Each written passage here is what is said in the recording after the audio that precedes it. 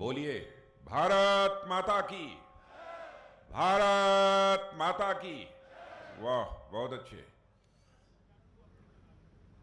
हमारी लोकसभा के प्रभारी बाबा बालकनाथ जी, लोकसभा संयोजक दशरथ सिंह जी शेखावत, जिलाध्यक्ष बनवारी लाल जी सैनी, जितेंद्र जी शर्मा, हरिराम रणवा, शुभकरण चौधरी, डॉक्टर के.डी. बाबर, धर्मपाल गुजर विधायक, श्री विक्रम सिंह जी विधायक, श्री नरेंद्र कुमार,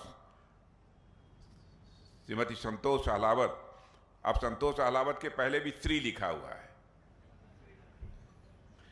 श्री राजेश दहिया, पता नहीं भाई श्री और श्रीमती में गड़बड़ हो जाए तो हमारा दोष नहीं है। श्री राजेश दहिया, श्री निशित कुमार, श्रवण चौधरी, श्री हर्षनी कुल्हरी। चले, बहुत नाम है। नाम से कुछ नहीं होता, काम से ही सब कुछ होता है।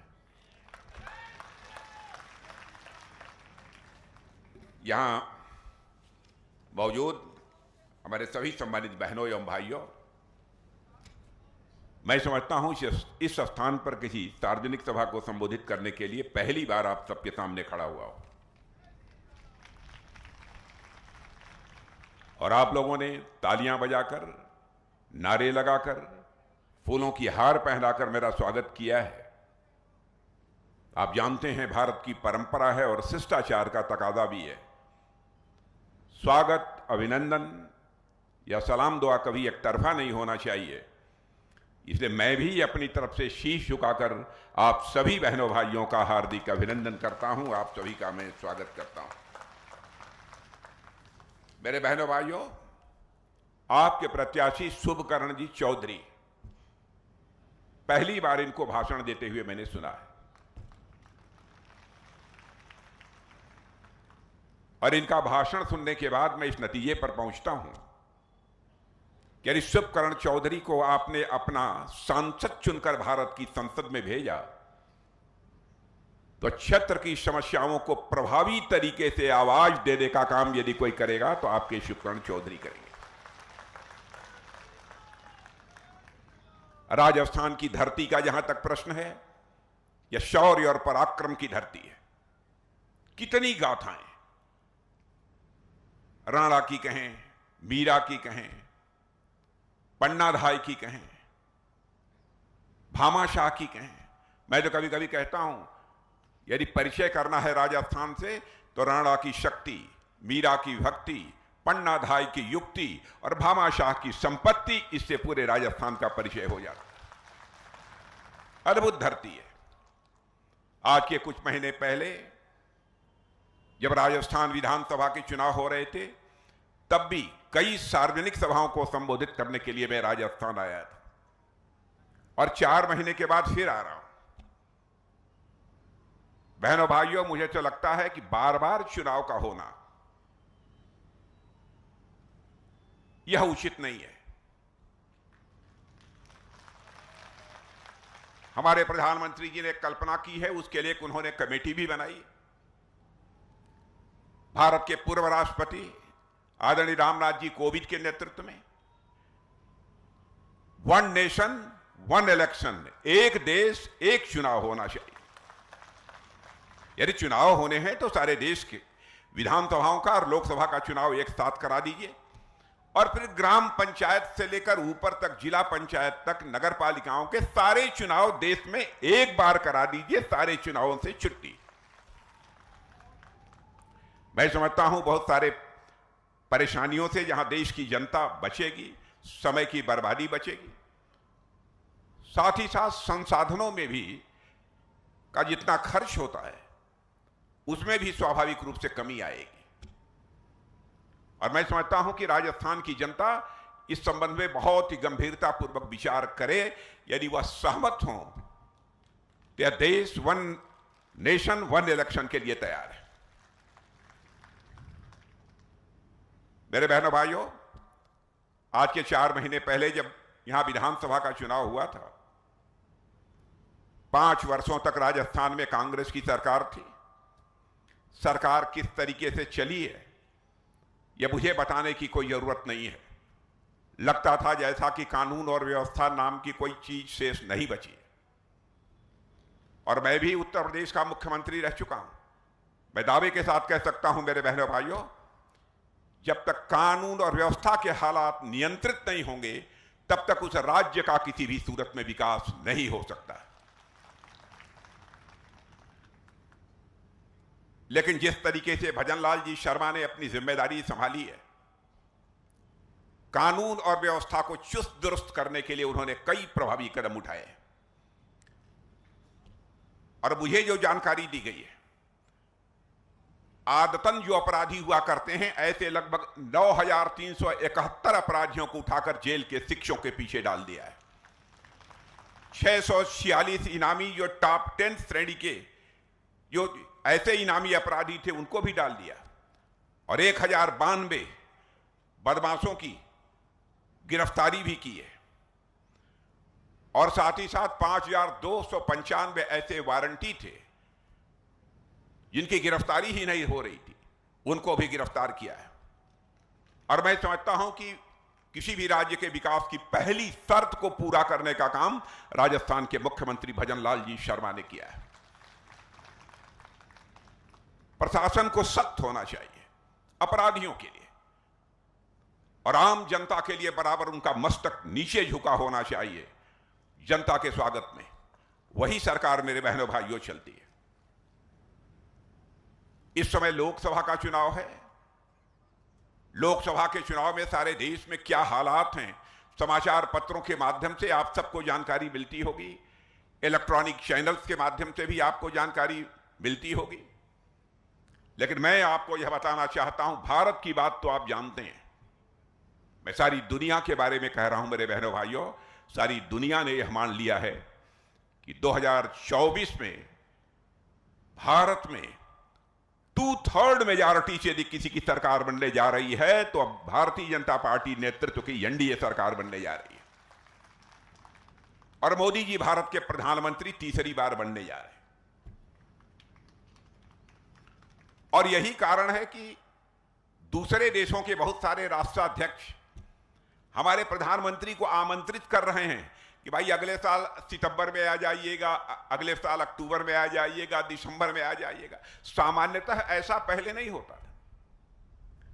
लोग यह मानकर चलते थे उस देश में चुनाव हो रहा है, पता नहीं किसकी सरकार बनेगी, इसलिए वहां के राष्ट्राध्यक्ष को निमंत्रण देने का कोई औचित्य नहीं है।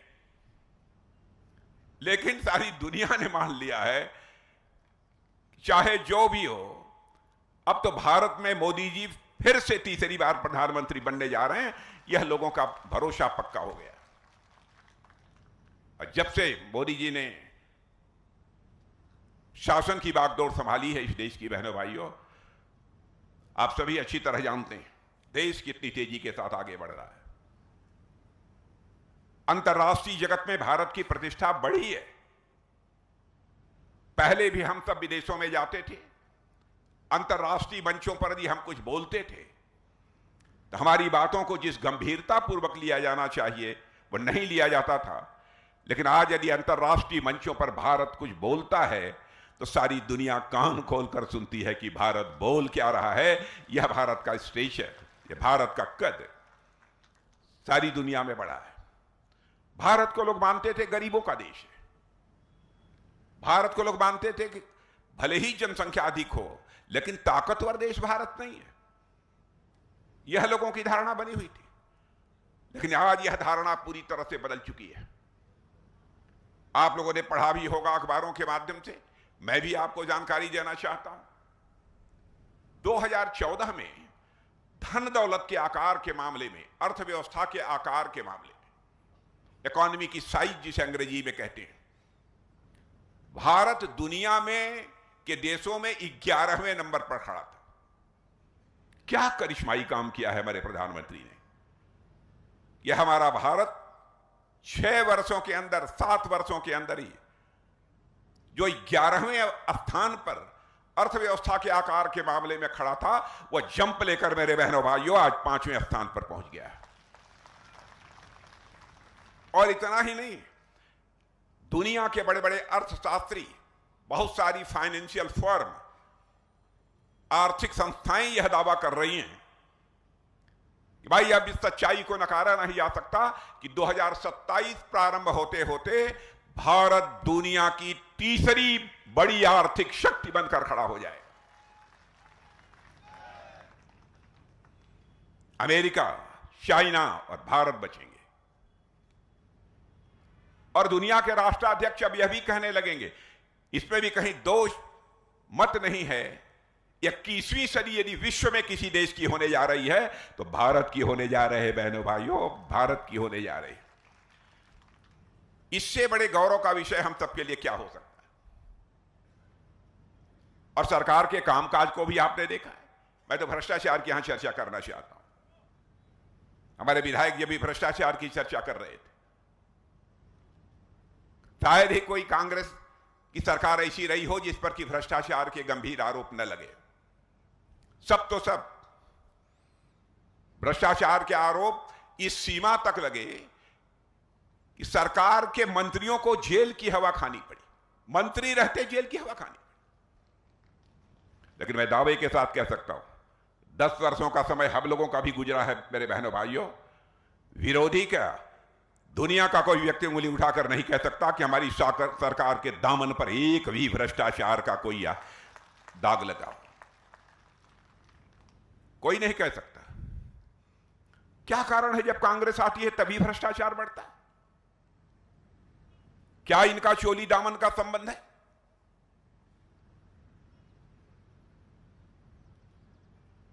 मैंने एक फिल्म देखी थी बचपन में, पता नहीं आप लोगों ने देखी है, देखते हैं कि नहीं देखे हैं। मुझे कभी कभी लगता है कि उसने सही कहा था। भ्रष्टाचार और कांग्रेस, करप्शन और कांग्रेस दोनों का यही रिश्ता है। एक दूजे के लिए, एक दूजे के लिए, यह इनका आपस में रिश्ता है। हम बने तुम बने एक दूजे के लिए, यह करप्शन और कांग्रेस के बीच का रिश्ता है। यह हालत है इनकी। एक फिल्म शायद आप लोगों ने देखी होगी, उस फिल्म का नाम था मैंने प्यार किया। कितने लोगों ने देखा? देखा है नौजवानों ने? क्या सबने देखा है। तो उसमें गाना है, आपको याद होगा, और गाना है, आजा शाम होने आई, मौसम ने ली अंगड़ाई, तू चल मैं आई। अरे करप्शन कहेगा कांग्रेस से, तू चल सरकार बना, मैं आई तुम्हारे में साथ हूं। यह हालत हो गई है। जब जब इनकी सरकार बनती है तब तब करप्शन बढ़ता है।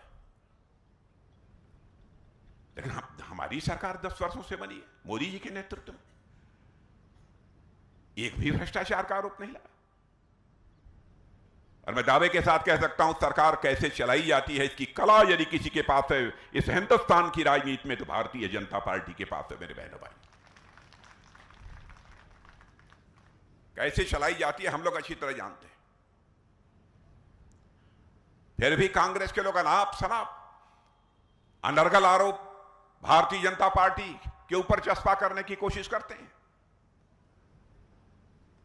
जिस तरीके से सामाजिक सशक्तिकरण के लिए, यानी सोशल इंपावरमेंट के लिए हमारी सरकार ने काम किया है, कोई कल्पना भी नहीं कर सकता। क्या कभी किसी ने सोचा था कि वह भी दिन आएगा कि भारत में कोई ऐसा प्रधानमंत्री होगा जो कहेगा कि भारत में रहने वाले एक भी व्यक्ति ऐसा शेष नहीं बचेगा जिसकी छत पक्की न हो मेरे बहनों भाइयों। और यह करके दिखा दिया। और मैं आज आश्वस्त आपको करना चाहता हूं, यदि कोई ऐसा बचा होगा तो उसको भी पक्का छत मुहैया होकर रहेगा। राजस्थान की हालत तो मैं जानता हूं, मैंने प्रत्यक्ष अपनी आंखों से देखा है। यहां की माताओं बहनों को पानी लेने के लिए मीलों दूर जाना पड़ता था। घड़े पर घड़ा भरा हुआ पानी लेकर आते हुए राजस्थान की माताओं बहनों को हमने देखा। पहली बार किसी संवेदनशील प्रधानमंत्री ने यह सोचा है कि हिंदुस्तान का एक भी घर शेष नहीं बचना चाहिए जिस घर में नल के माध्यम से जल न पहुंच जाए। शौचालय सरकार बनाएगी। जब यह फैसला लेने के बाद इसकी घोषणा हुई तो कांग्रेस के लोग कह रहे थे, अब आप लोग शौचालय बनवाने के लिए आए हैं क्या? बहनों भाइयों, गरीब माताओं बहनों की इज्जत नहीं होती? क्या उनके लिए शौचालय नहीं चाहिए? लेकिन हमारी सरकार ने घर घर में शौचालय बनवाए।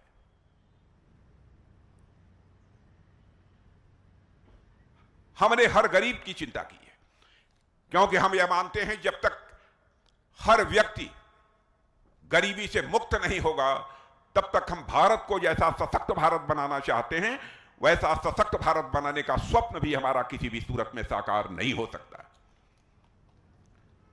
कई कदम ऐसे उठाए। किसानों का जहां तक प्रश्न है, किसानों को 6,000 रुपए की आर्थिक सहायता दी जा रही है प्रतिवर्ष।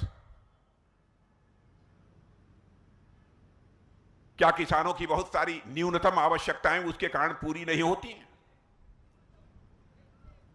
कभी केवल एक बोरी खाद के लिए उसकी फसल जितनी खेत में पैदा होनी चाहिए वो नहीं पैदा हो पाती थी उसकी कमी के कारण।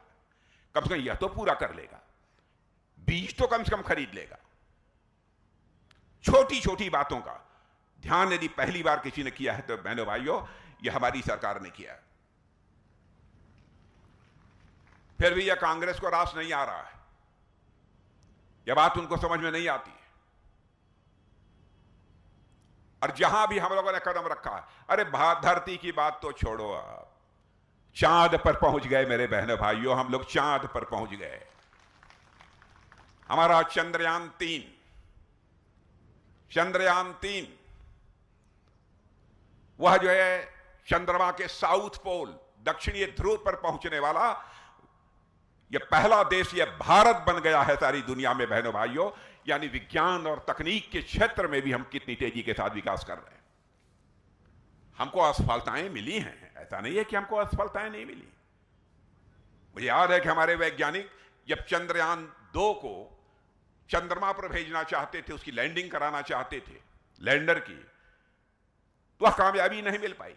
आपको आश्चर्य होगा कि हमारे सारे वैज्ञानिकों के आंख आंसुओं से डबडबा गए। एक स्थान पर तो मिसाइल का परीक्षण हो रहा था, मिसाइल का उस सेंटर पर रक्षा मंत्री होने के नाते मैं गया था यह देखने यह हमारा सफल कार्यक्रम होता है कि नहीं होता है। बहनों भाइयों, लगभग 150, 200, 250 वैज्ञानिक उस प्रयोगशाला में, उस लैबोरेटरी में बैठे हुए थे और जो ही वह मिसाइल छोड़ा गया सफलतापूर्वक वह आगे बढ़ता जा रहा था। कहीं पर कोई उसका एक भाग जो उससे बाहर निकलना चाहिए था नहीं निकल पाया।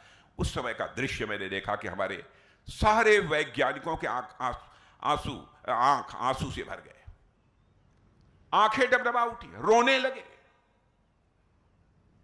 घंटे 2 घंटे रुककर मुझे उन्हें सांत्वना देनी पड़ी, ढांढस देना पड़ा। ऐसे ही चंद्रयान-2 जब चंद्रमा के साउथ पोल पर नहीं पहुंच पाया तो हमारे प्रधानमंत्री ने क्षण भर की देर नहीं लगाई, वो सीधे वैज्ञानिकों के पास गए और उन्हें सीने से लगाकर उनकी पीठ थपथपाई थी मेरे बहरे भाइयों। तब जाकर हमारा यह चंद्रयान-3 चंद्रमा के चंद्रमा के साउथ पोल पर लैंड कर पाया।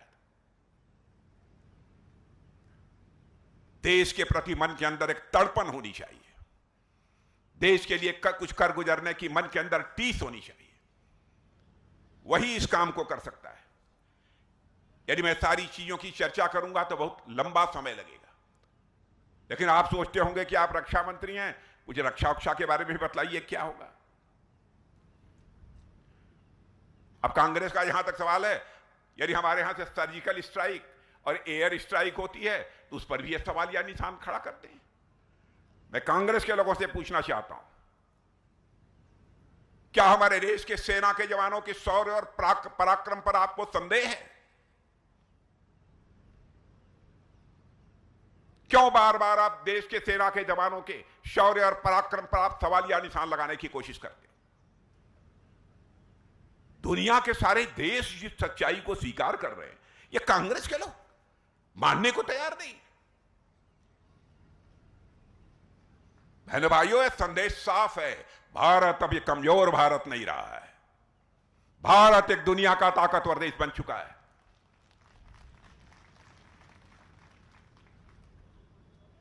अब आतंकवादी गतिविधियों को बढ़ावा भी देने की कोई कोशिश करेगा। पहले आपने देखा होगा प्रायः हर राज्य में कहीं ना कहीं कोई आतंकवाद की बड़ी वारदातें हो जाया करती थी। जम्मू कश्मीर में तो होता ही था, सैकड़ों लोग हर साल मारे जाते आतंकवाद के कारण, और देश के अन्य राज्यों में भी बराबर घटनाएं होती थी। लेकिन है किसी मां के लाल में, किसी ने पिया है मां का दूध। अब आतंकवादी वारदात करके देख ले। बहनों भाइयों, सीमा के इस पार भी मारेंगे, जरूरत पड़ी तो सीमा के उस पार भी जाकर मारेंगे। भारत की यह ताकत है।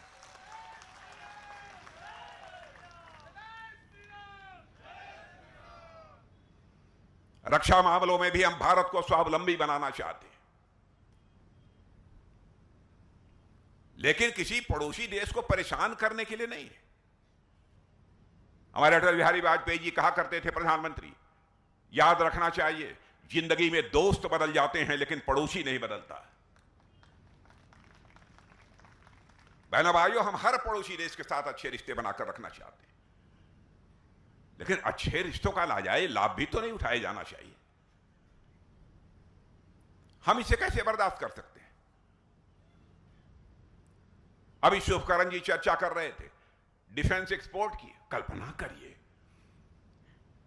गोली या गोला वो भी विदेशों से हम लोग मंगाते थे, लगातार 60-70 साल से मंगाते रहे, कभी किसी सरकार ने कोई चिंता नहीं की। क्या भारतवासियों के पास वह स्किल नहीं थी? भारत के नौजवानों के अंदर वह हुनर नहीं था? क्यों नहीं हमारे देश के नौजवानों के हुनर पर, उनकी स्किल पर कांग्रेस के लोगों ने भरोसा किया? और 2014 में जब पहली बार सरकार बनी थी तो 600 करोड़ रुपए का एक्सपोर्ट होता है, 600 करोड़। और बहनों भाइयों, जल्दी से ही हम लोग ने छलांग लेकर 21,000 करोड़ से अधिक पहुंच गए। और भी किया है, लेकिन अभी बताएंगे नहीं, जल्दी वो अभी आप बढ़ी हुई खबर भी आ जाएगी।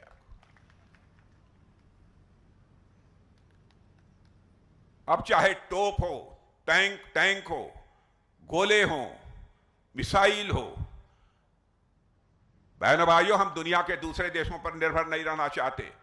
हम उसे भारत में बनाना चाहते हैं और भारतवासियों के हाथों से बनाना चाहते हैं। इस दृष्टि से भी हमारा भारत आत्मनिर्भर बन रहा है। हम मजबूर लोग नहीं हैं। राजीव गांधी जी जैसे एक बार मजबूरी व्यक्त करते हुए उन्होंने नहीं कहा था हम क्या करें, प्रधानमंत्री थे। हम उनकी नीयत पर सवालिया निशान नहीं खड़ा करते। हमारे जैसा व्यक्ति किसी प्रधानमंत्री के खिलाफ कभी नहीं बोलता, चाहे किसी पार्टी का, क्योंकि मैं यह मानता हूं प्रधानमंत्री व्यक्ति नहीं होता है, संस्था होता है। उसकी बहुत कटु आलोचना नहीं की जानी चाहिए। नीतियों को लेकर मतभेद हो सकता है, उस पर चर्चा करिए, इसमें कोई आपत्ति नहीं।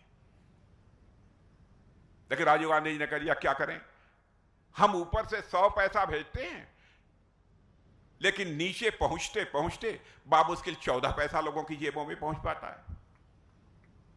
यानी 86 पैसा भ्रष्टाचार की भेंट चढ़ जाता है। अब बेचारे राजीव गांधी कुछ क्या, बाद में कांग्रेस की सरकार भी कुछ नहीं कर पाई। इस चुनौती को पहली बार यदि किसी ने स्वीकार किया तो हमारे प्रधानमंत्री मोदी जी ने स्वीकार किया। और मुझे याद है कि पहली सरकार बनने के बाद जो बैठक प्रधानमंत्री जी ने ली थी, उस बैठक में गृह मंत्री होने के नाते हम भी मौजूद थे। मैंने पूछा कि मोदी जी, ये जो बैठक बुलाई है आपने खाता खोलने के बारे में, सब इसे क्या लाभ होगा? कह राजनाथ जी, मैं बताऊंगा थोड़ी देर बाद, बैठक के बाद। बहनों भाइयों, उसका करिश्मा मैं देख रहा हूं।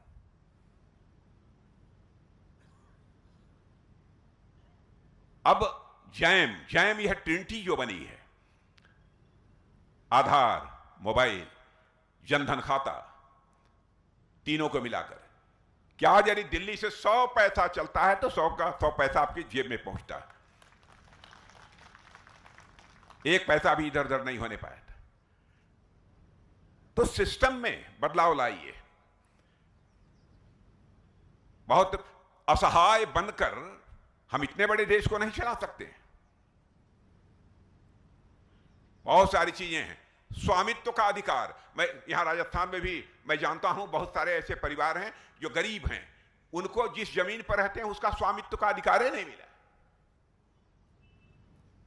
अब यह कल्पना करिए, किसी सरकार ने कभी सोचा नहीं होगा,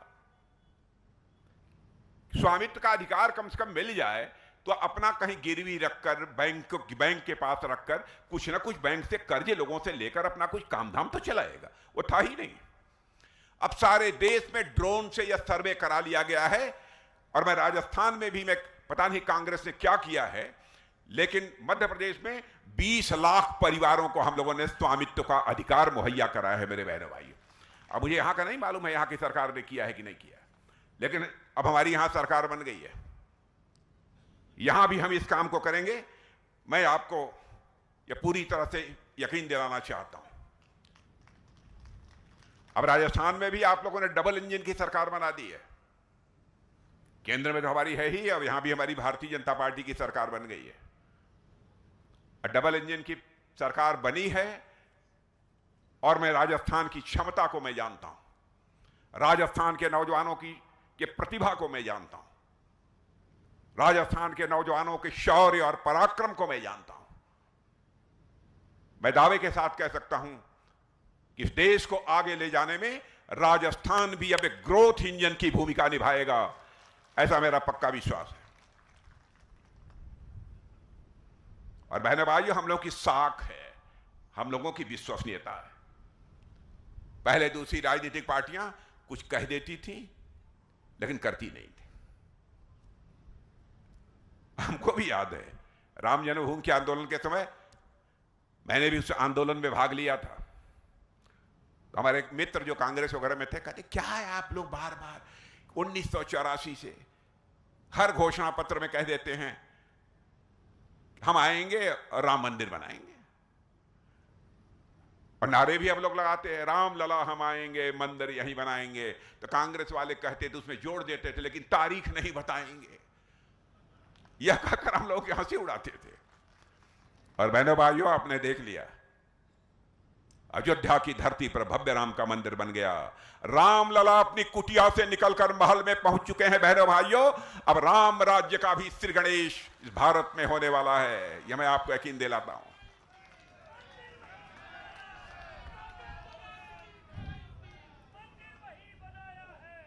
यह कांग्रेस के अध्यक्ष जी हैं, अच्छे आदमी हैं, उनकी मैं आलोचना नहीं करता। कांग्रेस के राष्ट्रीय अध्यक्ष आए थे भाषण देने, कहा ये मतलब 370 से राजस्थान का क्या लेना देना। क्या मति मारी गई है इन लोगों की, क्या बुद्धि मारी गई। अरे भाई, हम लोगों ने कहा था जिस दिन संसद के दोनों सदनों में हमको स्पष्ट बहुमत मिल जाएगा, उस दिन जम्मू कश्मीर की धारा 370 समाप्त करने से दुनिया की कोई ताकत हमें रोक नहीं पाएगी। करके दिखा दिया। आज जम्मू कश्मीर का वही दर्जा है जो हिंदुस्तान के अन्य राज्यों का दर्जा है। वो कहते हैं कि राजस्थान का 370 371 से क्या लेना देना। कल्पना करिए, क्या ये लोग देश चलाएंगे, क्या देश बनाएंगे। अब 3 तलाक का कानून था, कहते थे आप ये तो मुस्लिम समाज का मामला था, आपने इसमें क्यों हस्तक्षेप किया, कहां आपको संविधान इजाजत देता है। क्या तमाशा है। मैं कांग्रेस के दोस्तों से बतलाना चाहता हूं, चाहे कोई हिंदू हो, मुसलमान हो, ईसाई हो, पारसी हो, यहूदी हो, भारत में रहने वाली किसी भी धर्म को मानने वाली हमारी जो भी महिला है, माता है, वो हमारी बहन है।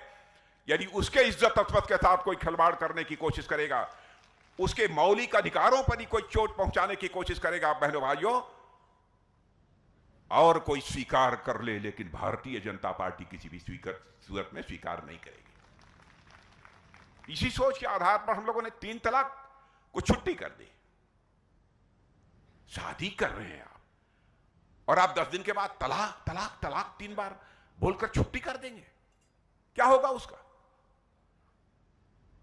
यह साहसिक कदम उठाने की कुवत यदि किसी के अंदर है मेरे बहनों भाइयों, तो हमारे प्रधानमंत्री मोदी जी के अंदर है, मैं विश्वास के साथ कह सकता हूं। अब देश आगे बढ़ रहा है। मैं आप लोगों से भी अपील करना चाहता हूं, आप लोगों का समर्थन प्राप्त होना चाहिए। और हमारे शुभकरण जी एक अच्छे वक्ता हैं। कहां है शुभकरण जी? अरे आप कब से भाषण सीख लिया आपने?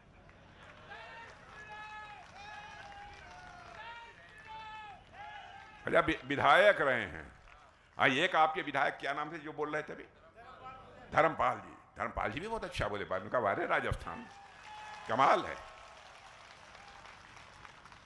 धर्मपाल जी भी बहुत अच्छा बोले। इतने अच्छे अच्छे वक्ता हैं। और बहनों भाइयों,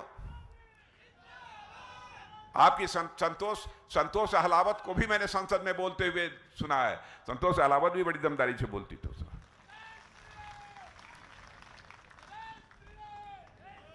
तो मैं समझता हूं कि इनको अब वो समय आ गया है कि कितना कितना कितना, फिर से बोलिए कितना, 400 पार। चलिए आप लोग कह रहे हैं तो आप लोगों की बातों को कौन टालेगा, 400 पार ही सही। और हम क्या, सारी दुनिया मानती है मेरे बहन भाइयों की 400 पार होगा। लेकिन एक निवेदन करना चाहता हूं कि ये हमारे प्रत्याशी जो सुखकर्ण जी चौधरी हैं, सुलझे हुए व्यक्ति हैं। ऐसा मत सोचिएगा कि हम वोट न डालेंगे, एक वोट नहीं पड़ेगा तो क्या होगा, ऐसा हमको नहीं सोचना।